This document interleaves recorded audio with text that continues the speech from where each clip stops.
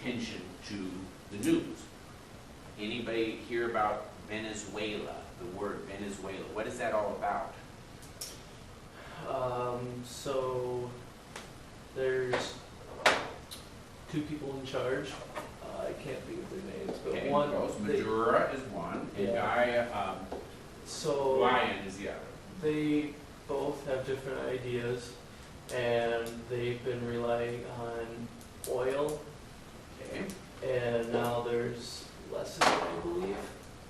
Okay. So since there's less oil, there's less Okay. income or whatever. There's like a civil war or something like that. Okay. Very interesting.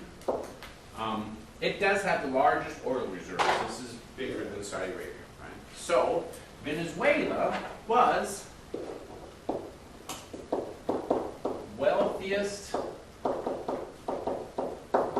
nation in southern hemisphere, certainly in South America. So that's what it was. And then the guy named Maduro is a socialist. And there's like a It's not because the oil reserves have declined, the oil reserves have been untouched. It's because of the socialism. Now Venezuela is now the poorest nation in South America. Not in the southern hemisphere, because there are a lot of other poor nations, but it is the poorest in South America. People are actually starving.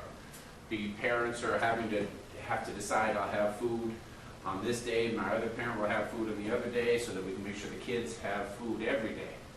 Because what happened is there's a scarcity of food because there was no incentive to grow. Socialized everything. So it just utterly destroyed the businesses.